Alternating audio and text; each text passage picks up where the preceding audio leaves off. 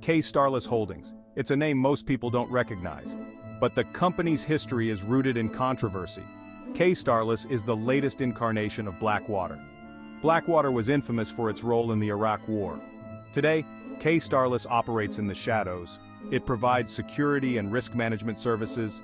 K-Starless's past is filled with violence and legal battles. It has changed its name multiple times, but the legacy of Blackwater continues to haunt K-Starless. Blackwater was founded in 1997 by Erik Prince. Prince, a former Navy SEAL, came from a wealthy family.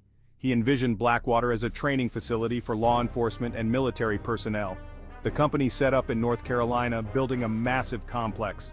Blackwater offered high-quality training for a price. It attracted ex-military personnel looking for work after the Cold War. The instructors were highly skilled and experienced in combat. The company quickly gained a reputation for realistic training scenarios. The 9/11 attacks changed everything, creating a surge in demand for private security. The US government needed contractors for the wars in Iraq and Afghanistan.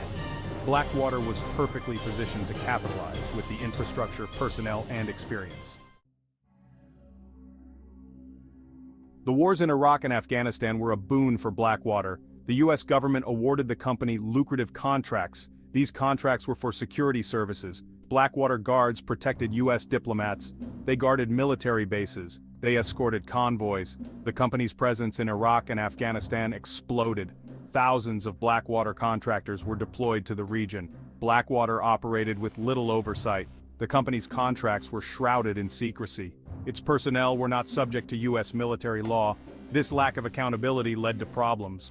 Blackwater contractors were involved in numerous incidents. They were accused of excessive force. They were accused of killing civilians. The company's profits soared. Blackwater became synonymous with the privatization of war. It became a symbol of the excesses of the Bush administration's foreign policy. Blackwater's actions in Iraq and Afghanistan would have lasting consequences. They would tarnish the company's reputation. They would lead to legal challenges. They would ultimately force the company to undergo a series of transformations in an attempt to escape its past. The Nisour Square massacre was a turning point. It occurred in Baghdad in 2007. Blackwater contractors opened fire on unarmed Iraqi civilians. 17 civilians were killed, 20 were wounded. The incident sparked international outrage. It put a spotlight on the actions of private military contractors. The US government conducted an investigation. The investigation found that the Blackwater contractors had acted recklessly. They had used excessive force. The Iraqi government attempted to prosecute the contractors. However, the US government intervened. It shielded the contractors from Iraqi justice. The Nisour Square massacre had a profound impact on Blackwater. It damaged the company's reputation. It led to calls for greater regulation of private military contractors.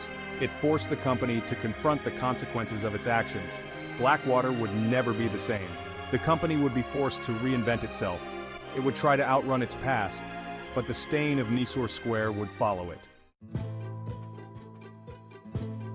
Section 5. From Blackwater to Z, a futile attempt to outrun scandal. In the aftermath of Nisour Square, Blackwater faced intense scrutiny. The company was toxic. Its name was synonymous with violence and impunity. Erik Prince realized that something had to change. In 2009, Blackwater underwent its first rebranding. The company changed its name to XE Services. The name change was purely cosmetic. XE Services continued to operate like Blackwater. It provided security services to governments and corporations. It employed many of the same personnel. The company hoped that a new name would help it escape its past, but the rebranding effort failed. Z Services was still dogged by controversy. The company was investigated for arms trafficking. It was accused of violating sanctions. The negative publicity continued. The name change had done little to change public perception. Z Services was still seen as Blackwater. It was still seen as a symbol of the excesses of the War on Terror. Section 6. Academy, a new name, the same tactics. In 2011, XE Services was sold to a group of private investors. The new owners decided to rebrand the company once again. They changed the name to Academy. The rebranding was more extensive this time. Academy adopted a new logo and a new website. It touted its commitment to ethical conduct and transparency. Despite the changes, Academy remained in the security business. It provided training and security services to governments and corporations. The company tried to distance itself from the controversies of the Blackwater era. It emphasized its new leadership and its commitment to compliance. However, Academy was still plagued by its past. The company was accused of human rights abuses. It was linked to controversial operations in the Middle East. The name change and rebranding had not erased the company's history. Academy was still seen as an extension of Blackwater. It was still viewed with suspicion by many. Section 7. The Erik Prince era ends. Academy sold off. By 2014, Erik Prince had completely divested from the company he founded. Academy was sold once again. This time it was acquired by Constellus Holdings. Constellus was a larger private security conglomerate. The acquisition marked the end of an era. Blackwater, Z Services and Academy were now all part of Constellus. The merger with Constellus was a strategic move. It allowed Academy to disappear into a larger corporate entity. Constellus was a more diversified company. It was less reliant on government contracts. The merger gave Academy a degree of insulation from its controversial past. However, the change in ownership did not erase the ethical questions surrounding the company's work. Constellus continued to provide security services in conflict zones. It continued to profit from war and instability. The legacy of Blackwater lived on within the walls of Constellus. Section 8. The birth of Constellus Holdings, a merger and a new direction. The acquisition of Academy was a significant step for Constellus Holdings. It bolstered the company's position in the private security market. Constellus was already a major player. It had a global reach. The addition of Academy's expertise and infrastructure made Constellus even more formidable. Constellus aimed to be more than just a security provider. It wanted to be a comprehensive risk management company.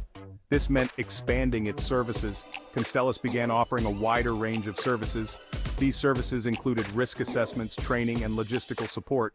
The company's client base also diversified. Constellus continued to work with governments, but it also sought out contracts with corporations and NGOs. This diversification was part of a deliberate strategy.